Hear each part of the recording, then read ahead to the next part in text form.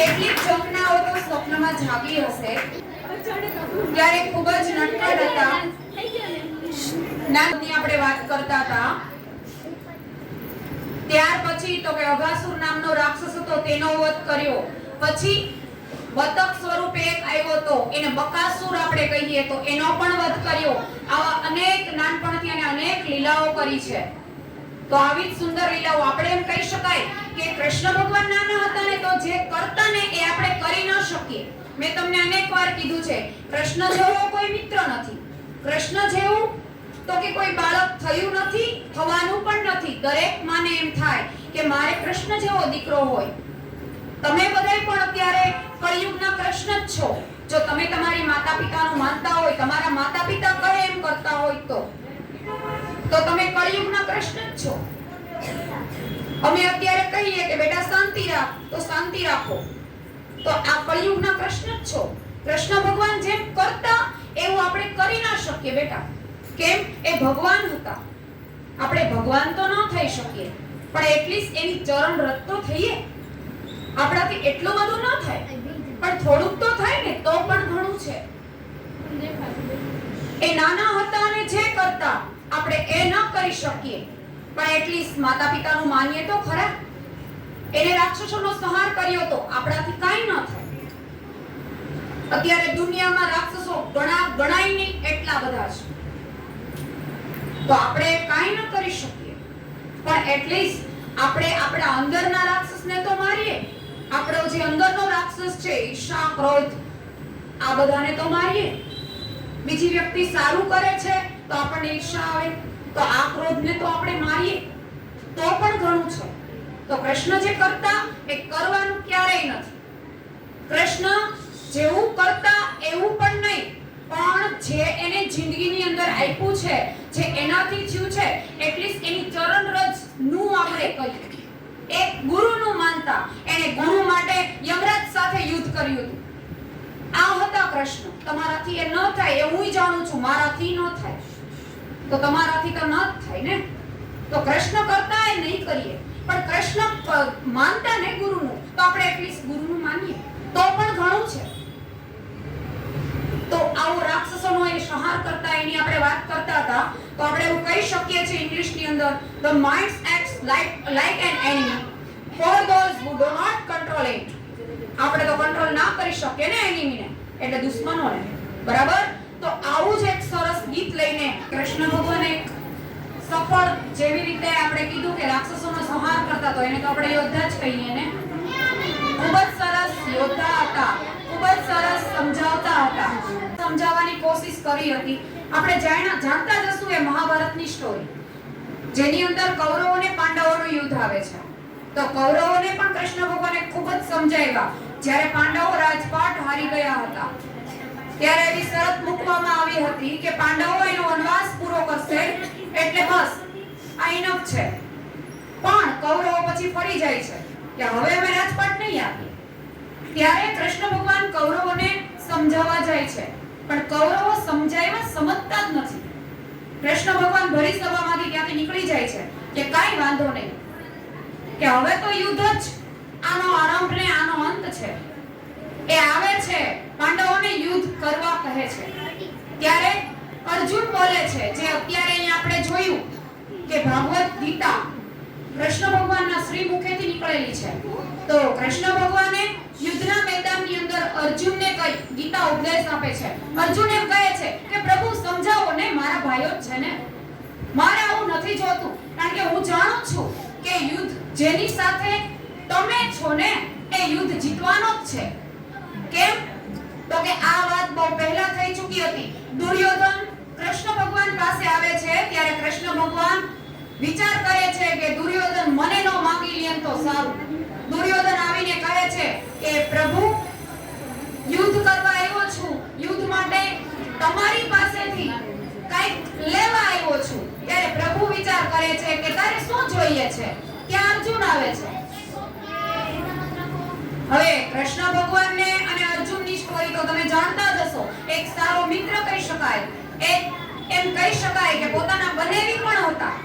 એટલે એ વિચાર કરે છે કે હું કોને કંઈક આપું.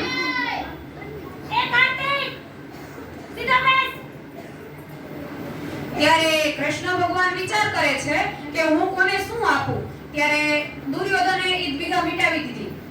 તારે શું જોઈએ છે? કૃષ્ણ ભગવાન એમ કહે છે, એને લાલચ આપે ને ત્યારે માણસ ફસાઈ જાય. કૃષ્ણ જાણતા હતા કે દુર્યોધનને લાલચ જ છે, જો લાલચ ના હોત તો આવડું મોટું મહાભારત થાત જ નહીં. એટલે લાલચ આપે છે કે તારે મારી અક્ષરણી સેના જોઈએ છે, જે નારાયણી સેના જેને કહીએ છીએ એ જોઈએ છે કે હું ખુદ જોઈએ છે. કેમ? એક બાજુ અસ્ત્ર શસ્ત્ર વિનાનો હું અને એક બાજુ મારી સેના. બોલ તારે શું જોઈએ છે? દુર્યોધન વિચારે કૃષ્ણ ભગવાન કાઈ ન હોય એની પાસે તો ઈ મને હું જીતાવાના હતા. ઈ કે તમારી સેના જ દઈ દો. અને કૃષ્ણ ભગવાનને કામ થઈ ગયું, એને આમે અહીંયા રહેવું નહોતું. ઈ કે વાંધો નહીં, મારી સેના તને દીધી. અને અર્જુનને તો કે અર્જુન સાથે ખુદ પોતે આવે છે. અર્જુનને કે બોલ તને મંજૂર છે? અર્જુન કે હા, મને તો તમે જ જોઈએ. કૃષ્ણ ભગવાન કે પ્રોબ્લેમ સોલ્વ. બંને આવે છે યુદ્ધના મેદાનની અંદર, તો કે યુદ્ધ આરંભ કરે છે. ત્યારે આરંભ કરતા પહેલા અર્જુન થંભી જાય છે, હાથ પગ ધ્રુજવા લાગે છે અને ગાંડી હાથમાંથી પડી જાય છે. અને કૃષ્ણ ભગવાન પાસે કહે છે મારે યુદ્ધ નથી કરવું, હું જાણું છું આનો અંત બહુ વિનાશકારી છે. આનો અંત મારા ભાઈઓનો અંત છે. આનો અંત કૌરવોનો અંત છે. જ્યાં ભાઈઓનું લોહી વહેવાનું હોય એવું યુદ્ધ શું કામનું? જ્યાં ભાઈઓના લોહી વહી અને મારે રાજવૈભવ નથી જોતો. મારે વનવાસ, મને મુબારક, મારા ભાઈઓ ભલે રાજ કરે. ત્યારે કૃષ્ણ ભગવાન એવું કહે છે, ભગવાનને હજી એકવાર અર્જુન કે એકવાર સમજાવો ને પ્રભુ. ત્યારે પ્રભુ બહુ સરસ બોલે છે, અગર સમજાવવાથી જ કોઈ સમજી જતું હોય, અગર સમજાવવાથી જ કોઈ સમજી જતું હોય ને તો આ વાંસળી વગાડનારો ક્યારે મહાભારત ના થવા દે. અર્જુન તાલી પાડા, તાલિયા. ત્યારે થેન્ક યુ. વાંસળી વગાડનારો ક્યારે મહાભારત ના થવા દે. ત્યારે અર્જુન કહે છે કાઈ વાંધો નહીં પ્રભુ, જેવી તમારી ઈચ્છા, પણ ભાઈઓનું લોહી વહેવું જાય. પ્રભુ કે નહીં, તારા ભાઈઓનું લોહી નહીં વહે બેટા. કેમ? તો કે તારા ભાઈઓનું અંદર જે ઈર્ષા ક્રોધ છે ને એને જ આપણે મારવાનો છે. આત્મા તો અમર છે, એને તો તું મુક્તિ આપે છે. તને ખબર છે તારી યારે કોણ ઊભું છે? ત્યારે એમ કહે છે કે મારી યારે તો પ્રભુ તમે છો. જેની યારે હું હોય ને એને તો ડાયરેક્ટ મુક્તિ જ મળે ને. એવું પ્રભુ પાસે બોલીને જ જાય. કારણ કે લાખ રૂપિયાની ઘડિયાળ ભલે ને આપણા હાથમાં હોય, લાખ રૂપિયાની ઘડિયાળ ભલે ને આપણા હાથમાં હોય, પણ સમય તો પ્રભુના હાથમાં જ છે. તેથી જ કહ્યું છે કે जो प्रेम ही देते हैं प्रेम ही लेते हैं, प्रेम में ही सोते हैं, प्रेम में ही जागते हैं, प्रेम से ही देखते हैं, प्रेम से ही कहते हैं, प्रेम तत्व से जो बनते हैं ऐसे है मेरे किशन कन्हैया. તો આવો જ સરસ ડાન્સ લઈને આવી રહ્યા છે વિદ્યાર્થી મિત્રો.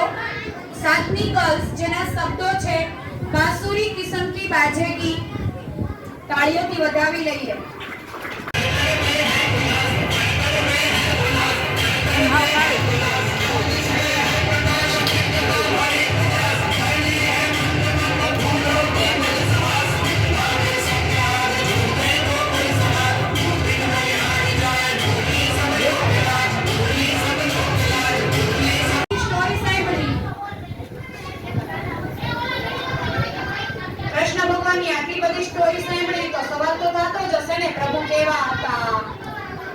પ્રભુ શું કરતા હશે?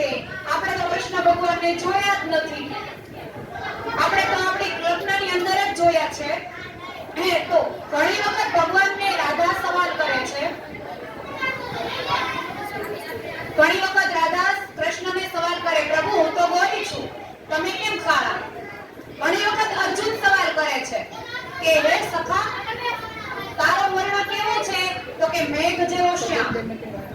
તો આવું કે ત્યારે પ્રભુ કહે છે રાધાને કે તમારા રૂપનું માન રાખવા હે રાધે હું શ્યામ થયો. ત્યારે તો તમારા રૂપનું માન રહ્યું માટે હું શ્યામ થયો. એવું કૃષ્ણ રાધાને કહે છે. મારા પ્રભુ તો ત્રિભુવન સુંદર છે. મારા પ્રભુની તો વાત જ અલગ છે. એને તમે ક્યારેય જોયા છે? કૃષ્ણને જોયા છે? આપણે જોયા છે આપણી અંદર. આપણી કાળાશ પ્રભુએ લઈ લીધી એટલા માટે કાળા થયા. પણ મારો નાક તો મેં કીધું ને એમ ત્રિભુવન સુંદર છે.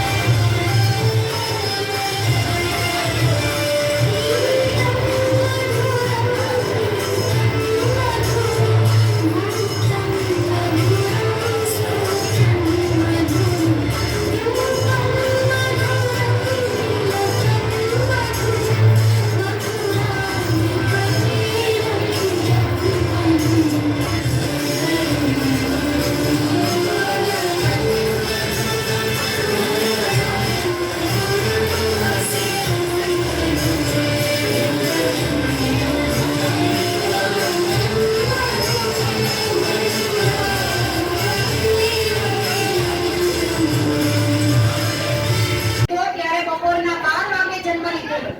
ત્યારે પ્રભુને ફરિયાદ કરવા માટે ચંદ્ર આવ્યો. ચંદ્ર દેવતા એવું કીધું, પ્રભુ તમે કેમ અત્યારે આવ્યા? કેમ કે મારે તમારા મુખ દર્શન કરવા માટે છેક રાત સુધી લંબાવવું પડ્યું. જ્યારે સૂર્યને કેવું સારું કે એને બપોરના દર્શન થઈ ગયા, તો પ્રભુએ કીધું કાંઈ વાંધો નહીં, અત્યારે હું રાતે આવ્યો ને, અત્યારે હું દિવસે આવ્યો ને રામા અવતારમાં, હવે હું રાતે આવીશ, બસ તારું માન રહેશે. અને હું ચંદ્ર નામ ધારણ કરીશ મારા નામ પાછળ. એટલે તો પ્રભુએ રામચંદ્ર ત્યારે નામ ધારણ કર્યું. એના પછી કૃષ્ણ અવતારની અંદર પ્રભુ એનું માન રાખ્યું, રાતે 12 વાગે આવ્યા. બીજું કે જ્યારે રાતે 12 વાગે પ્રભુનો જન્મ થયો, પાછળ વિદ્યાર્થી મિત્રો શાંતિ રાખો, એક જ વાર કહીશ.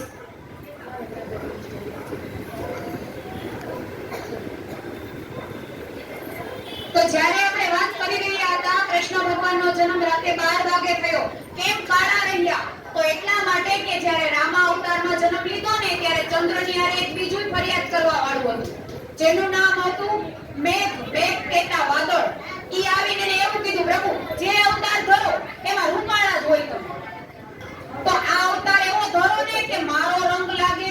તો પ્રભુ કે આપ્યું તને વચન, મારો રંગ હશે મેઘવર્ણ, એટલે મારો નાથ મેઘવર્ણ થયો. પ્રભુ તો ત્રિભુવન સુંદર છે. આપણે કૃષ્ણ ભગવાનને તો કે કલ્પનાની અંદર કલ્પી શકીએ છીએ. માતાઓ એવું વિચારે કે મારે કૃષ્ણ જેવો દીકરો હોય. દરેક પત્નીને એવું થાય મારે કૃષ્ણ જેવો પતિ થાય. દરેક વ્યક્તિને એવું હોય કે મારે કૃષ્ણ ભગવાન સાથે રહેવું છે. તો આપણે આપણી હારે છીએ અને કૃષ્ણ જ માનીએ, આપણી અંદર પણ કૃષ્ણ જ છે. તો આવું રામચંદ્ર નામ ધારણ કરી એક કૃષ્ણ અવતાર ધારણ કર્યો. તો આવો ત્રિભુવન સુંદર જેવો ડાન્સ લઈને આવી રહ્યા છે ધોરણ 7, 8, 9 ની ગર્લ્સ, જેના શબ્દો છે અધૂરમ મધુરમ. તેને તાળીઓથી વધાવી લઈએ. લઈને આવે છે ત્યારે જમનાને કિનારે એ ઘણી વખત મટકી પણ ફોડતા. રાધાઓની તો કે એમ કહેવાય છે કે રાધા ત્યાંથી માખણ લઈ અને મથુરા તટે વેચવા જતી, ત્યારે એ મટકી ફોડતા અને માખણની ચોરી પણ કરતા. તો આવો જ સરસ 3-4 ની ગર્લ્સ, જેના શબ્દો છે નટખટ નટખટ જમના કે તટ પર. તો આપણે એને તાળીઓથી વધાવી લઈએ.